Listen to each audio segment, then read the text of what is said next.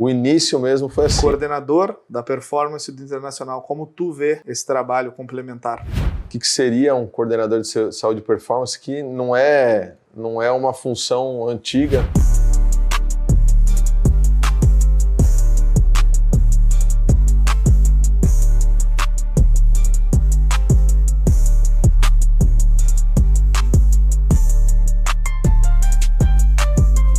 Podcast do LC, capítulo 78. Estou cumprindo a minha promessa. Falei que a gente ia dar sequência aos capítulos. Já estamos com mais uma gravação aqui dentro do nosso CT físico em Porto Alegre, Rio Grande do Sul, Brasil. Nós tivemos aqui conosco o Guilherme, que é fisioterapeuta. Falamos sobre bastante coisa relacionada a atletas também, parte técnica, parte educacional. E hoje estou com um cara aqui que é referência dentro da nossa profissão. Eu, particularmente, sou admirador do trabalho dele há um tempo, tive o prazer de conhecê-lo também aqui em Porto Alegre e hoje, mais prazer ainda para nós aqui da LC Academy recebê-lo no nosso podcast. Seja muito bem-vindo, professor Fedato Filho. Como é que tá? Tudo certo? Tudo bem, Lucas? Obrigado aí pelo convite. É sempre bom compartilhar informação, trocar ideias e falar sobre futebol, sobre treinamento, sobre preparação física e tudo que envolve, né, a performance. E é um prazer aqui poder participar do podcast hoje. Eu costumo dizer, né, sempre que a gente inicia, a gente faz uma breve apresentação. Eu reforço aqui que sou admirador do teu trabalho, já conheço bastante a tua carreira, já consumi alguns dos teus materiais também, por questões de agenda a gente ainda não conseguiu se encontrar em cursos, mas em breve isso vai acontecer. Mas para quem está lá do outro lado nos assistindo, seja estagiário de educação física, professores recém-formados, professores já formados que trabalham na área de alta performance, seja com futebol, com tênis, enfim, a gente queria falar para esse público e eu queria que tu fizesse uma apresentação, tu contasse sobre a tua carreira, também se tu quiser nos contar como foi esse teu início na educação física. A gente conversou um pouco em off, que a parte esportiva já vem da tua família, né? Então, se tu pudesse se apresentar para o nosso público do outro lado lá. Sim, o esporte, eu praticamente nasci no meio do futebol, né? Meu pai é formado em educação física, minha mãe é formada em educação física. Meu pai, na área do futebol, né, foi atleta, jogou a vida toda aí praticamente no Palmeiras, depois virou treinador. Aqui no Brasil, fora do país também, e eu nasci acompanhando ele nessa correria aí de clubes, né? Iniciei minha carreira na educação física ali, né, na faculdade de educação física, e eu tinha um professor, né, que foi quem me colocou no futebol, né? Esse meu professor, um professor de fisiologia, né, o Luiz César Martins, o pessoal conhece como Cezinha, trabalhou aqui já no Rio Grande do Sul. Eu enchi o saco dele até ele me anotar meu número e falar, vai, vamos trabalhar comigo. Então, todo dia ele ia ali, acompanhava ele nos trabalhos ali, até ele me levar para trabalhar com ele, e trabalhei 8 anos com ele, né? Então, assim, o início mesmo foi assim. Eu lembro, um dia estava no final da faculdade, ele saindo da faculdade, eu fui lá, até convenci ele que ele podia contar comigo, né?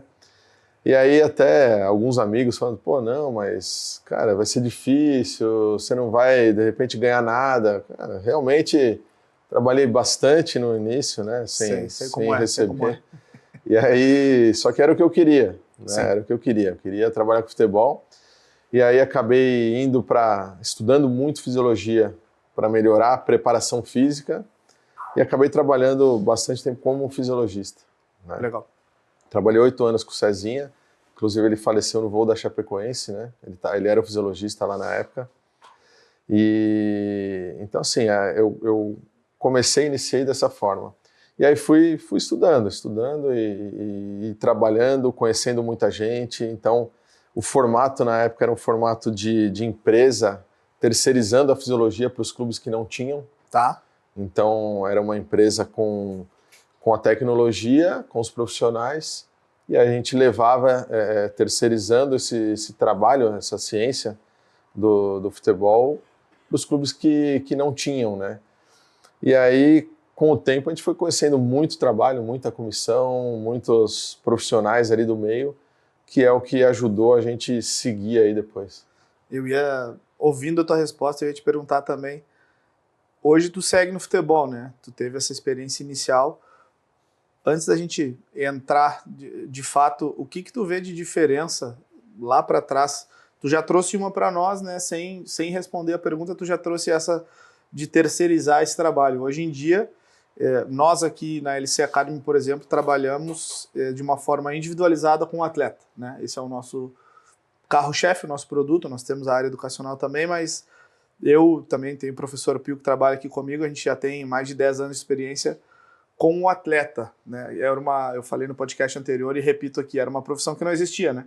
Sim. Se for pensar lá atrás, a gente conversou em off também, tu me contou de alguns acompanhamentos que tu teve com atletas. Antigamente não tinha isso, né? Quando o atleta jogava, ele não tinha o seu fisioterapeuta, o seu preparador físico. E curioso tu dizer que tu teria que terceirizar um trabalho que hoje tem um setor dentro do clube, né? Então, o que tu consegue ver, assim, a maior diferença nesse caminho que tu foi percorrendo da fisiologia terceirizada e hoje é um departamento dentro dos clubes? Sim,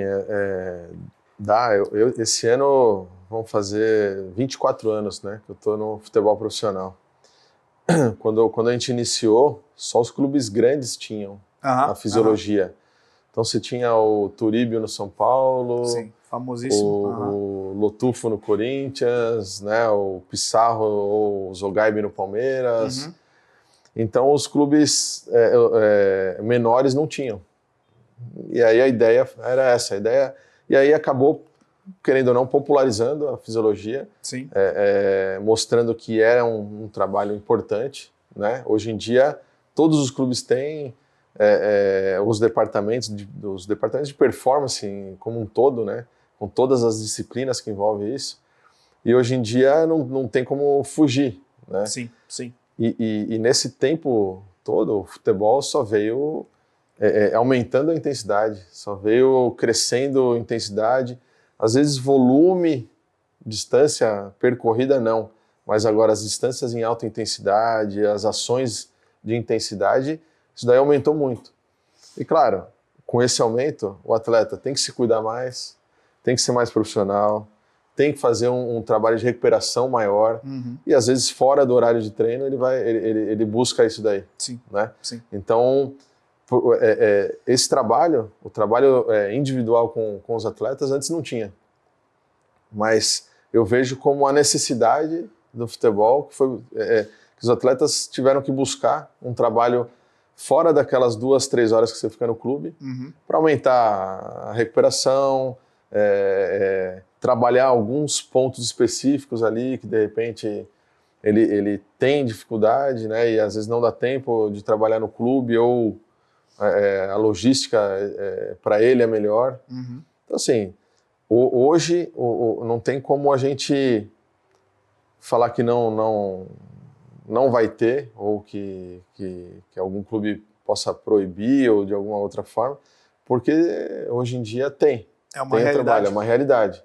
O trabalho dos atletas fora, ou com fisioterapeuta, ou com educador físico, isso daí tem alguns clubes que fazem um trabalho já integrado em conjunto. Então, como eu dei um exemplo, a gente conversando do Panathinaikos, sim, faziam um trabalho integrado com os preparadores físicos pessoais dos atletas. Então, isso daí a gente tem que trabalhar junto. Sim. Né? E hoje exige, né? Hoje exige mais do atleta.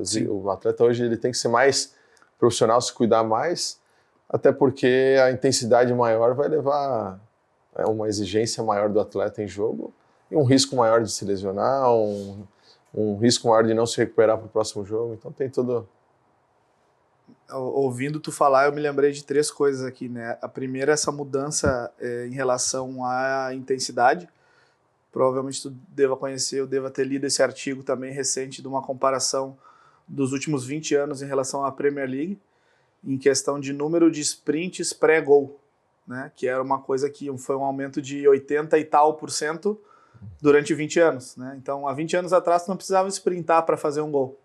Hoje em dia aumentou 80 e tal por cento para chegar ao gol. Olha a diferença de uma mesma valência, né? Sim.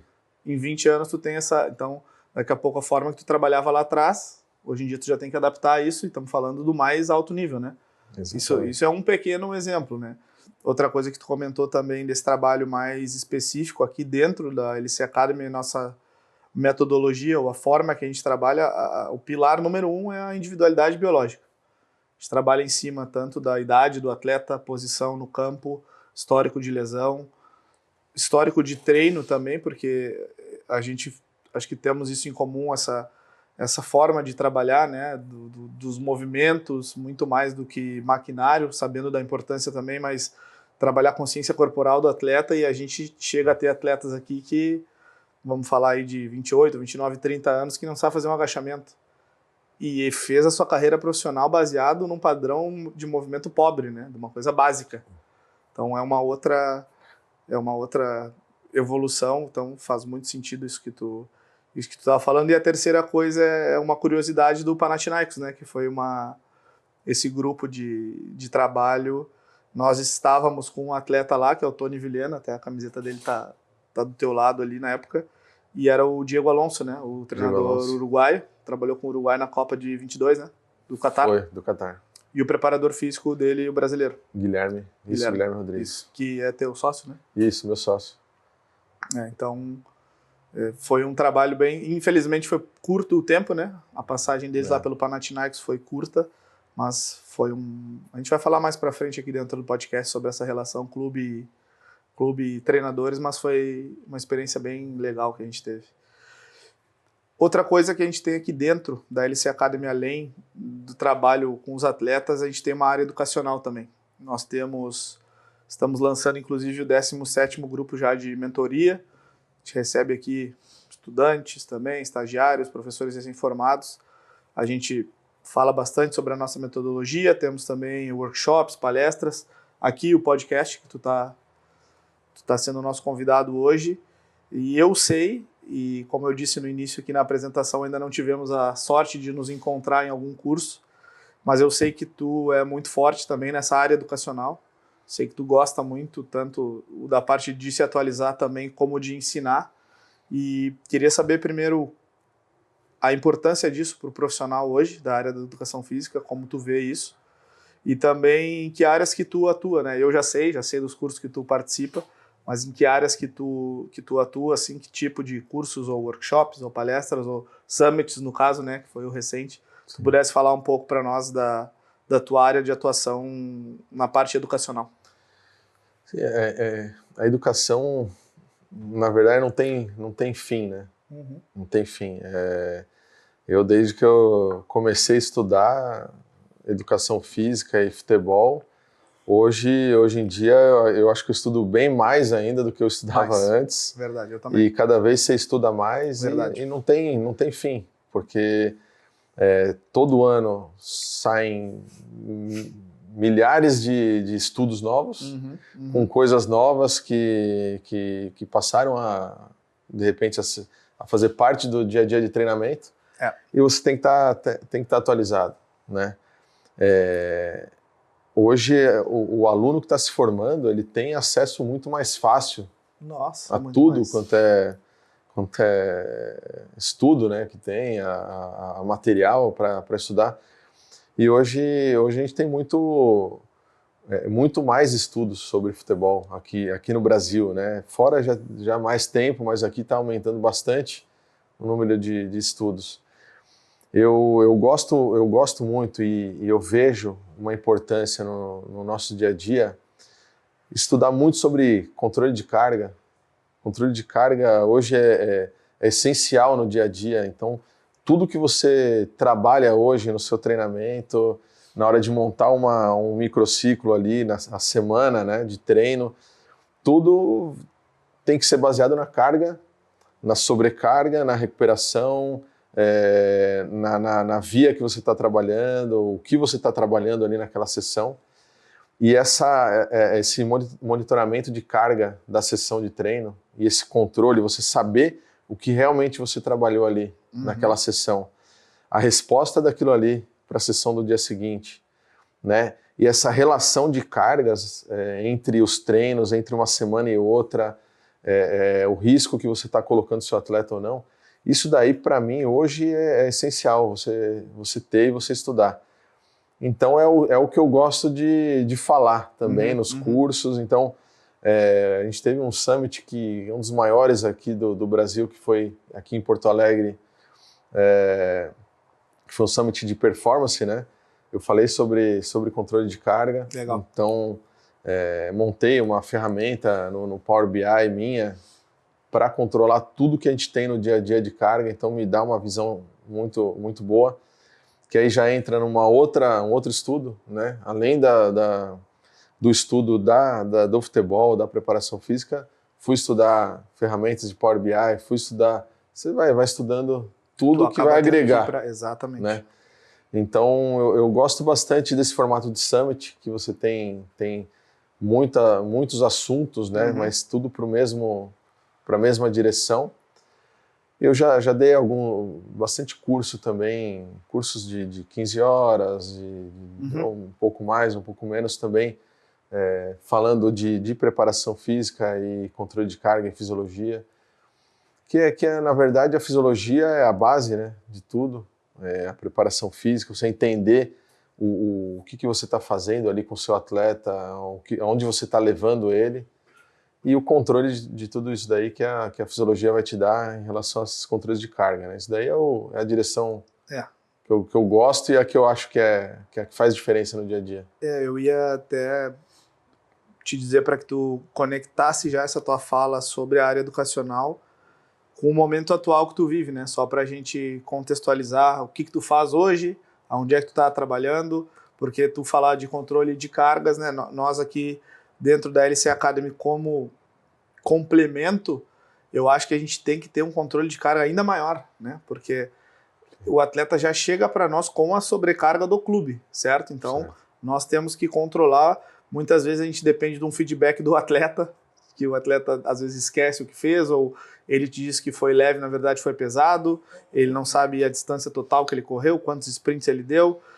Nós trabalhamos com muitos atletas fora do Brasil, então daqui a pouco aqui, hoje em Porto Alegre, por exemplo, tá chovendo, tá frio, na Rússia agora é verão, então o cara treinou de manhã lá com 30, 35 graus e vai treinar conosco à noite, então o clima já muda, então tem vários fatores que, além do controle de carga, né, tudo isso faz parte, mas para tu contextualizar o teu momento atual, é uma área nova, acredito eu também, assim que a gente falou no início sobre a fisiologia, agora essa palavra performance, né, tá tomando essa proporção maior. Então, para quem está lá do outro lado, eu já vou deixar também para vocês aqui, vocês podem comentar e podem agradecer, inclusive, a LC Academy por essa aula gratuita que a gente está recebendo aqui do professor e para contextualizar o teu momento atual de trabalho. Sim, hoje na verdade, para chegar aqui, né, você passa por várias etapas, né, não só de estudo, mas de experiência. Então, trabalhei muito tempo com fisiologia, trabalhei como preparador físico também em clube, em comissão, gestão também na minha empresa de todas as disciplinas. Hoje aqui eu trabalho no Inter, né, no Internacional. Minha função ali é coordenador de saúde e performance. Tá. Então, o que seria um coordenador de saúde e performance, que não é uma função antiga, relativamente é uma função nova, mas é uma função que você tem que ter experiência nas áreas todas, né? Porque você vai coordenar os departamentos dentro do clube, desde a da fisiologia, preparação física, o profissional do RTP, o profissional dos trabalhos de força indoor. Aí tem os profissionais da nutrição, fisioterapia, o departamento médico, né, os médicos que tem um coordenador médico que a gente tem que trabalhar junto, alinhado, e aí você coordenando todas essas áreas, para quê? Para ter uma integração de informação, um alinhamento de informações. Com certeza. Né? Porque é muita informação que a gente tem, todo dia é muita informação. Muito dado. Muitos dados, a informação dos dados de GPS, a informação de queixas de atletas, a informação de lesão, de pré-treino, pós-treino. Então, todas as informações, se você não tiver bem alinhadas com reuniões pré-treino, pós-treino, com informes para alinhar essa informação com todas as disciplinas, vai fugir muita informação, vai passar muita coisa, e às vezes hoje em dia o treino, o trabalho está tão fino e está tão intenso e tão direcionado para o que realmente o atleta precisa, Perfeito. Que um erro pequeno ali você pode causar um dano grande ali, né? Pode. Então, o coordenador de performance é para isso, acaba resolvendo muito problema, né? Então aparece um monte de problemas ali que você tem no dia a dia, que se você não tem essa função, cada departamento às vezes não consegue resolver, porque entra num automático ali que você começa jogo, treino atrás de treino. Viagem. Então você tem que ter alguém para coordenar tudo isso daí. E aí alguém com experiência, né? Para saber o que está falando dentro de cada departamento ali. Senão também você vai estar escutando muita coisa ali que você às vezes não tem ideia do que estão falando, né? Mas é por aí, é uma função nova que é uma função que acho que não vai ter como mais os clubes não terem, né? Porque Perfeito. É muita gente trabalhando, muitas disciplinas, né? Muita demanda, como a gente falou, de jogos, de viagem, né? De um grupo grande de atletas, aí vamos falar de 25, 30 atletas também, tem que ter essa coordenação. Tu trouxe um termo que a gente usa bastante aqui dentro, que é o RTP, né?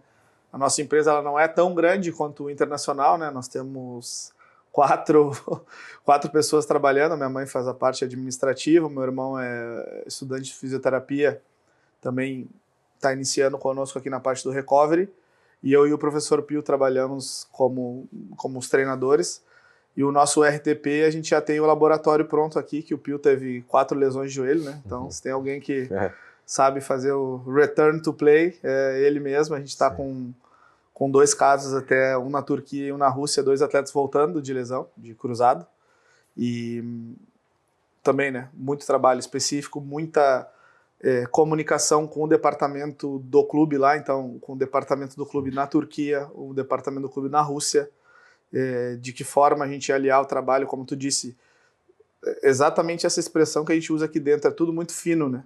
Se eu me passar um pouquinho a mais, ou Pio aqui numa sobrecarga para um atleta voltando de uma lesão, cheio de balanço, né, de um lado equilibrado, o outro desequilibrado, um mais forte, um mais fraco, se a gente se passar um pouquinho aqui, entregar o cara para o clube causar uma lesão muscular daqui a pouco, então é tudo muito fino, muito, como tu disse, muito específico, né? Muito específico, mas é uma coisa que aqui dentro também a gente curte essa parte. Sim. De controle de carga, de individualidade biológica, de ser bem específico. E eu ia entrando também nessa conversa agora, falando sobre o futebol brasileiro, como tu trabalha no internacional. Nós aqui dentro temos hoje 15 atletas, e desses 15 atletas, só um deles trabalha no Brasil, só um deles joga no Brasil, ele joga no Vasco, também na primeira divisão. E eu te comentava antes da gente iniciar a conversa, é o único atleta que a gente tem dificuldade de fazê-lo treinar. E não por ele não querer, realmente porque o calendário está muito apertado. Então, nós ainda temos, nós gaúchos aqui, né, do Inter e Grêmio, Juventude, temos uma dificuldade maior, que as nossas viagens são mais longas, né, até o centro do país, até o norte, até o nordeste. Ele está no Vasco, é Rio de Janeiro, né? Então, São Paulo está ali do lado, Minas Gerais está ali do lado, vai dar um pulinho mais longe na Bahia, central, né? Mais central, mas está jogando a Sul-Americana, por exemplo. Então, pega a Venezuela, esses tempos estava no Equador, ele jogou eu lembro que ele fez Argentina, Bahia e Equador, tipo, em uma semana. Então, como é que a gente vai encaixar esse trabalho? Não queria entrar muito, né, na parte de planejamento, cronograma e metodologia do Inter, mas na tua parte pessoal, como tu lida, como tu ajusta esse cronograma, o que fazer? Às vezes é muito mais soltar o cara e deixar ele descansar. Que tipo de trabalho a gente encaixar nesse calendário louco do Brasil aí? Sim, esse calendário brasileiro, que daqui a pouco não está sendo só mais brasileiro, né? Verdade. A gente já vive aqui no Brasil há muito tempo essa dificuldade, né, entre aspas, que são muitos jogos em pouco tempo. Sim. Né? Nós tivemos agora, nos últimos 2 meses, 20 jogos. O Inter? O Inter. Então, o Inter teve 20 jogos em 2 meses. Cara, 20 jogos em 2 meses, você consegue, antes desse bloco de jogos, dar uma base para os atletas de força, por exemplo. Certo. Que depois, dificilmente, você consegue trabalhar. Muito difícil. E aí, cara, eu, na minha opinião, pelo que a gente estuda, cara, a força é a base de tudo ali. Com certeza. Você tem que ter força para prevenir lesão, para conseguir fazer os deslocamentos intensos que você precisa fazer no jogo. Só que com tanto de jogos assim, uma quantidade grande dessa, você começa a ter uma queda de força, não tem como. Isso não é só o Inter, né? Geral, você vê que geral os clubes estão com um número grande de lesões. Sim. Né? E lesões porque o jogo ele é intenso, a exigência do jogo é alta e o atleta tem que estar preparado para aquilo ali. Só que no meio desse monte de jogo, o que você menos faz é treinar. Quando você treina, é um treino de véspera, no máximo antivéspera de jogo, que você ainda está recuperando do jogo anterior. E se você não consegue, ou pelo grupo, ou pela opção do treinador, ou porque são campeonatos que a gente disputa que são sempre eliminatórias. Também. Então, decisivos todo tempo. Você não fala, esse jogo aqui não dá para ganhar. Não tem um jogo que você fala, esse aqui não dá, esse aqui não precisa ganhar. Não. Todo jogo você tem que ganhar. Em qual jogo você fala, pô, esse jogo aqui nós vamos poupar os caras? Vamos tirar o pé, não tem como. Você só tira o pé ou poupa quando não tem outra forma. Sim. Você tem que tirar porque o risco está alto, os caras estão muito desgastados. Então, se acaba dos 20 jogos, nós tivemos um atleta que jogaram os 20. Imagina. Então, só que, cara, para o cara jogar os 20, tem um preço isso daí. Tem um preço, tem um aumento de risco grande de lesão, ou queda de rendimento, também. Queda de performance. Então, assim, alguma hora você vai pagar. Então, assim, você vai montar uma semana de trabalho que você joga domingo, quarta e domingo, você tem 2 dias entre o jogo e 3 dias entre o outro jogo, né? Então, isso que nós estamos contando se fossem em Porto Alegre os jogos. Nós vamos botar um na Bahia, um em Porto Alegre e agora o Inter jogou a Colômbia. Exato. Por exemplo. Né? Aí você acaba, se você conseguir vir embora logo em seguida do jogo... Depois do jogo, no caso da Colômbia, você viaja ali 5 horas, você chega aqui em Porto Alegre já no dia seguinte, cara, você vai fazer o cara voltar à tarde para treinar? Você chega aqui antes do almoço, aí à tarde não treina, no outro dia já é véspera de jogo. O cara não recuperou nem do jogo e nem da viagem. E já está jogando outra vez. Já vai ter que ir concentrar de novo, vai pro hotel de novo para jogar de novo. Então, às vezes, a gente optou esse ano os jogos em casa não concentrar. Tá, interessante isso, não sabia dessa informação. O atleta, senão ele não fica em casa. Sim. E o atleta tem família, tem filhos, claro. Né? E a cabeça do atleta, a parte mental do atleta chega a ser, às vezes, tão importante quanto a parte física. Né? Mentalmente, ele estando forte, ele consegue suportar isso daí. E nada melhor do que o atleta estar mais em casa, com a família, né? Então, assim, foi uma opção que vem dando certo. Legal. Claro, alguns jogos que a gente sabe que o atleta tem que recuperar mais, ou a importância do jogo, ou jogos que é em casa, mas das 18 horas para baixo, assim, né? Você vai ter um tempo menor de recuperar, aí concentra. Né? Então, assim, a gente foi criando opções para isso. Interessante. Mas, assim, tem bastante coisa, bastante discussão em cima disso. Eu falo de calendário, eu fui em novembro lá pro Catar, no Summit da Aspire. E, então, times, tinha um pessoal da performance de times praticamente do mundo todo ali, né, dos principais clubes. E aqui do Brasil era só o Inter, né? Legal. E aí a discussão que a gente tinha ali com o pessoal de Inter de Milão, Liverpool, a discussão era o quê? Eles estavam querendo entender melhor, porque o problema deles hoje é o aumento de número de jogos. Uhum. Então está aumentando o número de jogos por causa de TV, de patrocínio, do que for. Então eles estavam tendo que correr atrás em relação a controle de carga, porque antes não era tão importante assim, porque tinha mais tempo para recuperar, né?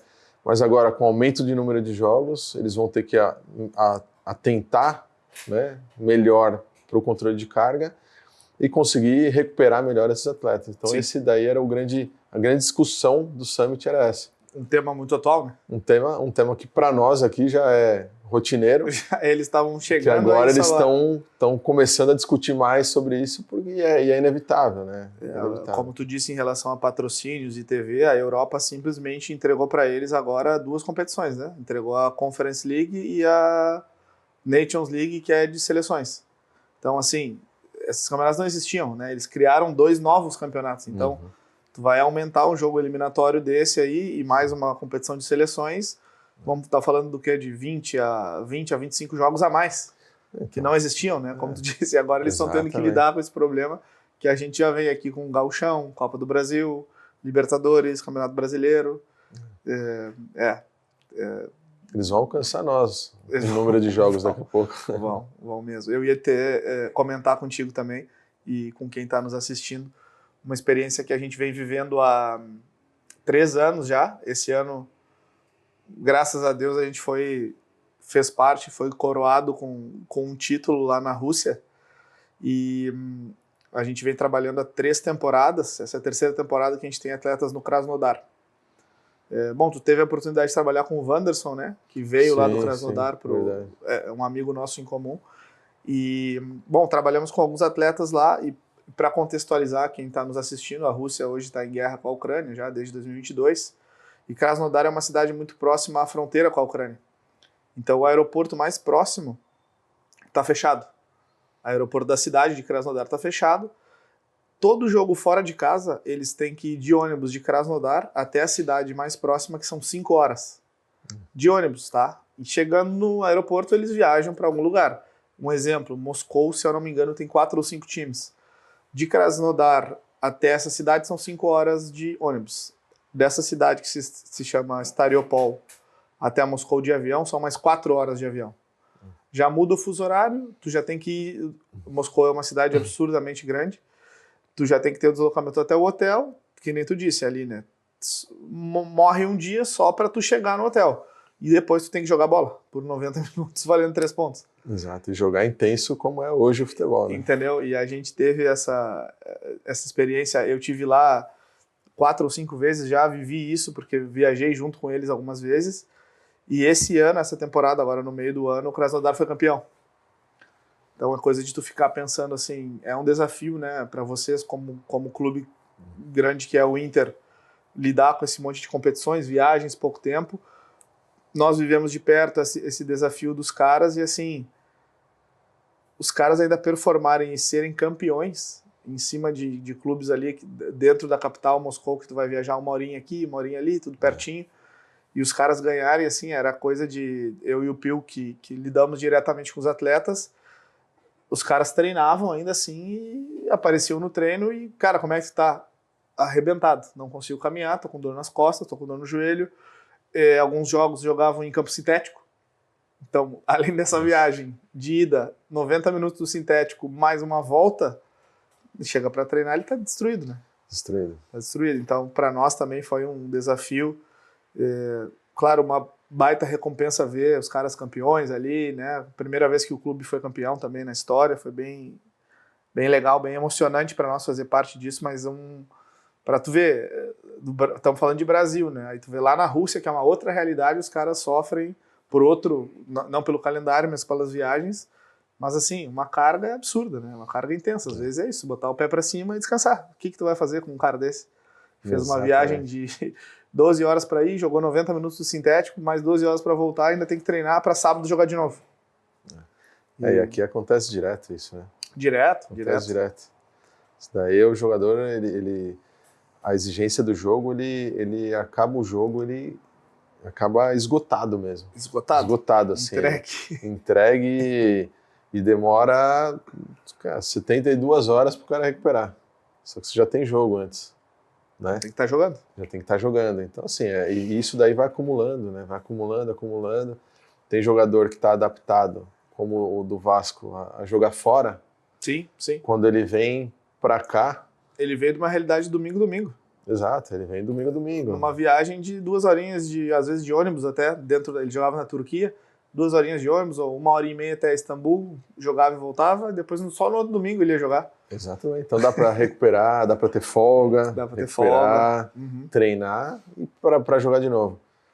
E aí quando chega aqui, pega a realidade aqui do Brasil, ele vai sentir. Vai tem sentir. jeito. Tá sentindo. Exatamente. Tá sentindo.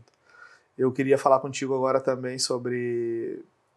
Tu trouxe as tuas experiências dentro de clubes, a gente falou um pouquinho antes de iniciar o podcast. Aqui atrás de mim a gente tem essa camiseta branca bonita aqui, que é do Al Nassr de Dubai. E eu tive também uma experiência no Catar em 2022, na Copa. Eu fui para a Copa do Catar, a gente estava acompanhando o Xhaka, que é o capitão da seleção da Suíça. Hoje está no Bayer Leverkusen também, a gente já trabalhou com ele na época do Arsenal. E tive a oportunidade de ir lá para a Copa, acompanhá-lo também. E o Leroy Fer, esse atleta que está aqui atrás de mim, essa camiseta branca, estava na Turquia, inclusive, jogou 2 anos na Turquia, e agora no último ano jogou em Dubai, no Al Nassr de Dubai. Eu tive lá com ele, tive a oportunidade de conhecer a estrutura do clube, né? Pude ir em treinos, fui em jogos também, que eu acho importante fazer esse acompanhamento do atleta, mas também assistir, né, o jogo em loco é diferente, né? Tu vê até questões assim de consciência corporal do atleta ali, também a linguagem corporal dele também, que nem tu disse, o jogador acaba extenuado e às vezes na TV tu não vê isso, e é legal de tu ir no campo. E tu teve 2, assim, que tu me contou, de repente tenham outras, mas experiências também no Oriente Médio. Eu, assim, nós todos aqui dentro da LC Academy, nós somos meio viciados com essa parte de viagem, né, e viajar pelo mundo. Inclusive hoje, como eu te disse, desses nossos 15 atletas, apenas um é aqui do Brasil, joga aqui no Brasil, todos os outros estão fora, né? O Pio, que é o nosso outro professor, morou 1 ano e meio na China também, atendendo atleta, teve em Barcelona, teve na Bulgária, então a gente já deu uma rodada e eu gosto sempre de ouvir histórias de quem viajou também. E eu sou muito curioso com esse mundo esse Oriente Médio, assim, a gente discuto direto com o Pio sobre o futebol árabe. E eu particularmente gosto muito da forma que eles estão tratando, estão tentando fazer uma evolução. Mas ninguém melhor do que tu que teve lá, né? Queria saber, primeiro, aonde tu teve, quais foram essas tuas experiências lá no Oriente Médio, e que tu contasse como era o teu trabalho lá, curiosidades sobre esse trabalho. Sim. Cara, eu sou suspeito a falar do Oriente Médio, que eu gosto bastante dali. Assim, já morei 3 vezes em Riad, né, que é a capital da Arábia Saudita. Da Arábia Saudita. Uhum. Uma vez não trabalhando, das outras vezes trabalhando. Trabalhei num time do Catar, que é o Al Arabi. Tá. Fiz um trabalho com eles, fiz um trabalho com o Al Nassr, que é o amarelo do Emirados. O rival do Al Nassr. Eu fui num jogo lá, inclusive eles perderam 3-1. O Al Nassr perdeu de 3-1 pro Al Nassr. Sim.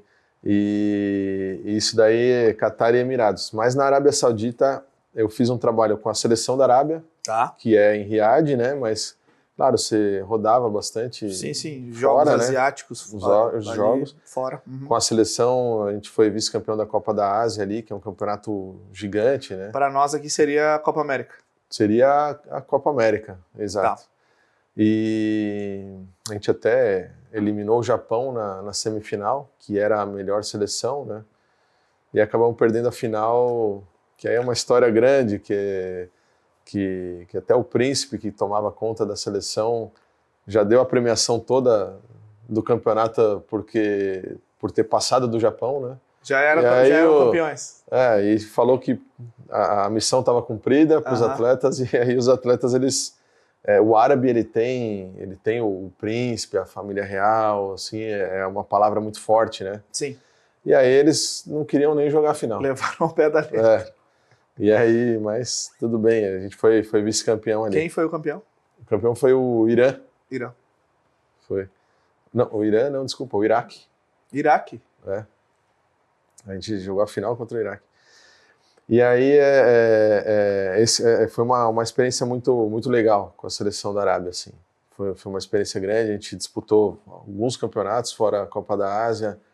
Então você roda toda a Ásia ali. Coreia, Japão, China. Coreia, China, Vietnã, que foi um lugar que eu achei que eu nunca ia conhecer. Eu ia te comentar, eu não tive a oportunidade de conhecer, mas o Leroy, que é o nosso atleta em Dubai, ele jogou a Copa do Golfo, que para nós aqui hoje seria a Copa Sul-Americana deles lá. Sim. E ele, no grupo, ele tinha um time do Oman, um time do Iraque e um time do Kuwait. Então, 3 jogos fora, assim, meio que... Ele jogou 6 anos na Premier League, né? E aí eu ainda brinquei com ele, eu falei, pô, tu jogou contra o Chelsea, né? Contra o Arsenal. Agora tu tá indo pro Iraque jogar um jogo de Copa, né? O futebol futebol é demais. Isso daí é legal. Eu depois da seleção, aí voltei pro Brasil, né? Aí passei pro Palmeiras, fiquei 10 anos no Corinthians ali. E aí voltei para lá de novo. Eu tava no Corinthians, aí a comissão do Mano me convidou para ir como preparador físico pro Al Nassr. Sim, eu lembro que ele foi para lá. E aí eu fui com ele pro Al Nassr, que também é em Riad. Que hoje só não é esse Al Nassr aqui, esse aqui é o de Dubai, é o Al Nassr que hoje é o do Cristiano Ronaldo. Isso, do Cristiano Ronaldo, que é o rival do Al Hilal, né, que tava o Neymar. Que também foi uma outra experiência muito boa em clubes, né, e Sim. com uma comissão. A gente fez uma pré-temporada na Bulgária até, você falou da Bulgária. Eu não tive lá, mas foi lá. O Pio trabalhou com um atleta lá na Bulgária. Foi no CT, inclusive foi no CT da seleção da Bulgária a pré-temporada, foi muito legal. Muito aleatório assim um pouco, né? Sim. Mas por causa de estrutura, por causa do clima da Bulgária, por que? Por causa do clima, porque a pré-temporada, que no meio do ano, é o verão ali, né? Então no verão normalmente... E lá também. Lá também. 55 graus, não tem como fazer a pré-temporada. Exatamente. Então a pré-temporada normalmente sai do país. Sim. Lá foi onde eu peguei a temperatura maior em Riad, 55 graus mesmo. Eu peguei 51 em Dubai. Então assim, é quase impossível. Então eu falo lá, essa experiência lá foi os lugares que eu treinei mais cedo ou mais tarde. Sim. Porque... Normalmente você treina depois das 7 horas da noite, né? 7 e meia, são o horário dos treinamentos, que aí a temperatura já baixou. Já baixou para 32, só para deixar claro. Exato, à noite é 40 graus à noite. Eu tive lá também, o Leroy também, ele passava manhã e tarde off e ele ia treinar quando dava uma baixada, 32, 30, às 7 da noite, 7 e meia. Exato, é isso aí. E os mais cedo... porque em época de Ramadã, os atletas eles passam o dia sem comer, né? Da hora que o sol nasce até a hora que o sol se põe. Isso. E aí a gente às vezes marcava o treino o mais cedo possível, porque eles comiam, treinavam e depois dormiam. E depois ficava o dia inteiro off. Então era treino às 5 horas da manhã, 6 horas da manhã, às vezes. Porque nessa época o árabe ele meio que troca o dia pela noite. Sim, né? Por causa dessa questão religiosa. Então ele dorme durante o dia e à noite que vira o... É um mês, né? Quase um mês, acho que é 28 dias. Isso. Né? A gente pegou isso aqui, tivemos essa experiência aqui dentro também. No Al Nassr foi legal. Foi bem legal. A gente pegou, quando eu cheguei lá, a gente estava na pandemia, então você já fazia aquele teste do nariz, praticamente todo dia por causa das competições. Ficava trancado no hotel, só saía para o jogo e voltava para o hotel. E era época de Ramadã. Então, assim, foi um combo completo. Mais limitações impossível, né? Mas foi legal, assim. Baita experiência, com certeza. Muito boa. Legal.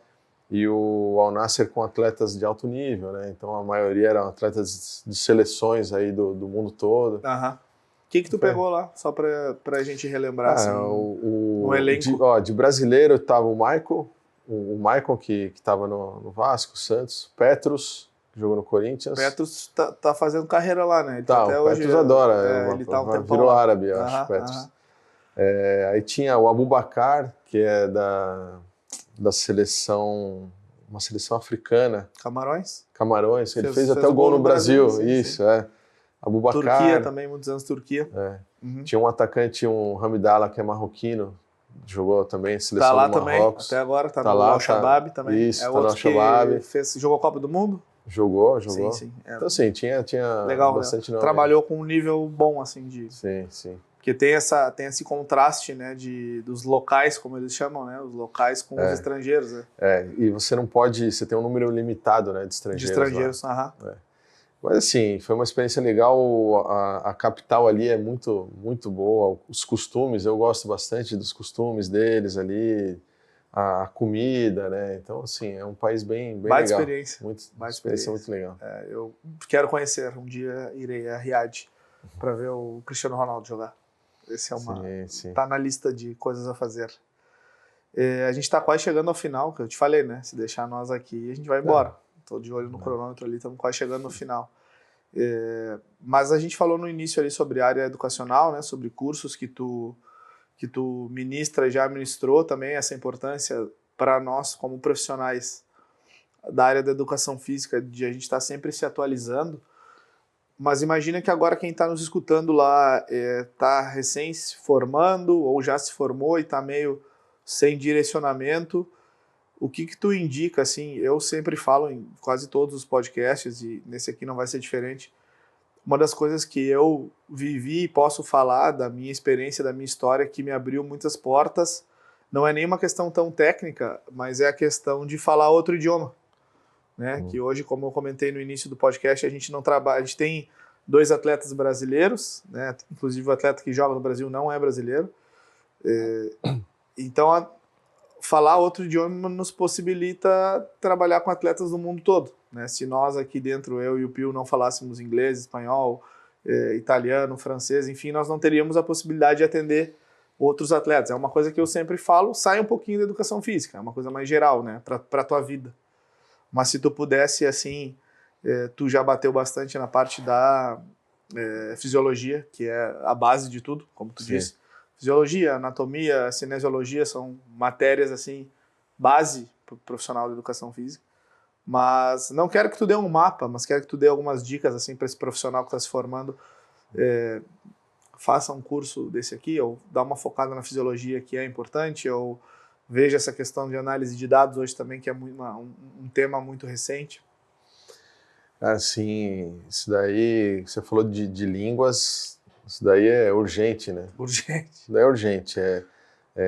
O inglês e o espanhol, principalmente ali... Mínimo. Para mim é mínimo. É o mínimo que você consegue se comunicar o mínimo possível, né? Igual eu trabalhando no Al Nassr, como preparador físico, lógico, o árabe, eu até falava algumas coisas ali, por já ter morado lá, mas o inglês, eles entendem o inglês e você vai se comunicar. Pronto, é isso. Né? Você tem aqui no Inter, você tem uma quantidade enorme, 9 atletas que falam espanhol. Que falam espanhol. Uhum. É a segunda língua do clube, com Exato, certeza. Com certeza, a segunda língua do clube. Então, isso daí é urgente, isso daí é o dia a dia. Te força lê, escuta, assiste, coisa em outra língua que vai te ajudar. Isso daí é com certeza. Quem está se formando, eu falo por mim e é o que eu fiz, né? Tentei fazer o mais rápido possível. O quê? Se quer realmente entrar numa área do futebol, conhecer muita gente. Então, para conhecer o network é importante. Entrar num clube, mesmo que for para não receber, mas você estando dentro de um clube, você vai aprender muito mais. Vai viver a realidade. Vai viver ali o dia a dia, vai conhecer gente. Aqui no Brasil roda muita comissão técnica. Sim. Então, em um ano que você fica num clube, você conheceu um monte de comissão técnica que rodou ali em um ano. E isso daí vai fazer com que essas pessoas te conheçam, vão conhecer o seu trabalho e elas que vão te levar para os clubes. Fora o que a gente já falou de estudar tudo, né? Tudo. Estudar tudo. Claro, a fisiologia, a preparação física ali, esse controle de carga, como a gente falou, que na minha opinião faz muita diferença. Faz. Mas você tem que estudar tudo e línguas e entrar num clube, conhecer e trabalhar.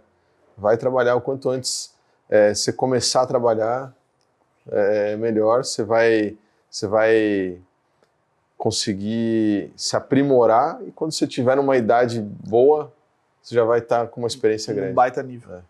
Exatamente. Bom, eu citei algumas vezes aqui o professor Pio, está conosco aqui, ele está na plateia lá, ele tem uma pergunta para ti, e eu vou te dizer assim, nos workshops que a gente faz, nas mentorias, enfim, eu ouço muito essa pergunta, tá? Só que eu tô de um lado do balcão, tu trabalhando dentro de um clube, a pergunta vai ser do outro lado, né? Então, eu recebo muito, eu e o Pio, nós aqui dentro da LC Academy, de que forma a gente tem acesso ao clube, né? Porque hoje aqui nós trabalhamos de uma forma complementar com o atleta, certo? Individualizado. Então, às vezes a gente tem a sorte e a boa vontade dos clubes de abrirem as portas para nós. A gente hoje tem ainda excelente contato com o pessoal do Zenit lá da Rússia, do Krasnodar da Rússia também, Alanya Sport da Turquia. Então, quase todos os nossos atletas, o próprio Al Nassr de Dubai, eu pude conversar com o preparador físico, tinha o WhatsApp dele, conversava sobre controle de cargas, né, que é o que nos interessa. Então a gente tem experiências bem positivas hoje em dia, mas a pergunta do Pio para ti, ela é do outro lado, como agora sim eu vou ter que colocar o escudo do Inter na tua camiseta e tu como coordenador da performance do Internacional, como tu vê esse trabalho complementar? Cara, isso daí, como a gente comentou no início ali, é uma realidade. É uma realidade. Isso daí não tem como a gente fugir dessa realidade, os clubes não tem como fugir dessa realidade. Europa já é natural. Faz tempo. Já faz tempo. Já faz tempo. Aqui está se tornando mais natural. Sim. Né? Agora não só os clubes grandes, a maioria dos clubes você já vê o pessoal com o trabalho... Categoria de base. Categoria de base normal também. O próprio empresário, às vezes, do atleta já tem uma estrutura de algumas disciplinas dentro do serviço que ele quer investir naquele atleta. Isso daí, assim, a gente tem uma dificuldade ainda do clube entender que é importante a gente trabalhar junto. Essa integração. Integração. Tá. O trabalhar junto seria o quê? Cara, tudo que der e que o atleta precisar, o clube vai entregar. Perfeito. Cara, e um ponto ou outro ali, que, cara, de repente, com um grupo não dá, mas individualmente, mesmo que for uma recuperação ou um trabalho mais... Cara, o atleta, ele quer fazer, cara, não tem problema. Sim. Mas tem que ter esse alinhamento. Tem que estar alinhado. Tem que estar alinhado. É isso que eu ia te comentar. O preparador físico do atleta, ele tem que saber o que ele treinou, qual foi a carga, qual que foi, pelo menos, a direção do treino ali. O objetivo daquela sessão. O objetivo da sessão. O calendário. Claro. E da próxima sessão. Perfeito. Do que vem para frente. Uhum. Porque eu não posso dar... o atleta também, ele não pode fazer um treino fora que vai atrapalhar ele. Exato. Aí é o ponto. Esse é o ponto. Esse é o ponto. Concordo contigo. Isso aí. E se estiver alinhado, estiver integrado, você conseguir trazer esses profissionais para uma ideia do clube, né? Alinhar essa ideia com esses profissionais, que eu acho que é o caminho que, como fora já tem, em Sim. alguns clubes que a gente já vê, eu acho que é o caminho aqui no Brasil eu seguir para esse lado. Porque nós vamos evitar uma concorrência, né, de trabalho que às vezes pode ter, que às vezes não por culpa do preparador físico do atleta, né, de fora, é por, de repente, o atleta não saber passar para ele o que ele fez. Perfeito. E o que ele vai fazer. Então, eu acho que assim, dessa forma, alinhando, evita muito trabalho. Não sou contra, como eu falei, é uma realidade, cara. Não tem como, não dá pra gente ser contra. É a mesma coisa que a gente falar, como a gente comentou do sprint. A gente vê que hoje o sprint define muita coisa e o volume de sprint é muito alto num jogo. Uhum. Então, eu não trabalhar o sprint hoje, durante a semana, vai te fazer falta vai me fazer falta no jogo e vai me fazer falta até numa prevenção de uma lesão que ele possa ter dando um sprint lá. Porque ele não trabalhou isso durante a semana. Porque ele não trabalhou durante a semana. Lá. Então isso é uma realidade hoje. E eu não olhar isso daí de uma forma que, pô, eu preciso ter isso aqui no meu dia a dia, é você fechar o olho para uma coisa que não tem volta, né? Para uma realidade, né? Uma realidade, exato. Alinhamento e comunicação. Acho que essas são as palavras isso aí. chave. Estamos chegando ao final desse podcast, então para não deixar o nosso convidado receber um presente aqui. Professor, não sei se tu é do café, se tu é do chá. Sou do café. Então, por favor, aí uma... Obrigado. Obrigado. Isso aqui vai... Vamos usar cafezinho bastante lá no CT, para começar bem o dia. Para a gente finalizar essa nossa conversa, bom, como eu falei antes no início, para mim, uma aula aqui sobre diversos temas, né? Parte técnica, parte de desenvolvimento pessoal, de buscar se aprimorar, seja no futebol, em outras áreas também, mas qualificar cada vez mais a nossa profissão da educação física como um profissional referência aqui, tanto no futebol brasileiro quanto fora do Brasil, profissional de seleção, mundo árabe. Então, mais uma vez, obrigado pela tua presença aqui conosco. Saiba que as portas da LC Academy estão sempre abertas para ti. Quando quiser vir aqui fazer um treino, vir aqui trocar uma ideia sobre treinamento, também estamos abertos. E para a gente finalizar, então, utiliza a tua câmera lá para mandar um recado para essa galera que está nos assistindo do outro lado lá, por gentileza. Espero ter contribuído com alguma experiência, né? A gente poderia ter ficado aqui mais algumas horas aqui conversando. Poderia. Tem bastante coisa, mas espero ter contribuído, espero ter aberto alguma coisa ali na nossa mente para a gente começar a pensar. E agradeço a oportunidade, a LC Academy, a Lucas aqui pela conversa, né? É importante a gente sempre estar dividindo, né? E não só guardando para a gente tudo o que a gente busca, né? E o que a gente fez já. Então, me deixo à disposição também, não só da LC Academy, mas de todos aqui que participam aí, que estão ouvindo, que dá para a gente sempre contribuir e ajudar, né? Como eu fui ajudado no meu início, é sempre importante a gente ter alguém ali para nortear, que é uma carreira legal, é uma carreira gostosa, é uma carreira que vale a pena, mas que você tem que trabalhar e correr bastante ali para chegar a conquistar alguma coisa ali. É isso aí. Muito obrigado. Mais uma vez. Irmão. Obrigado. Podcast do LC, capítulo 78. Tamo junto. Valeu!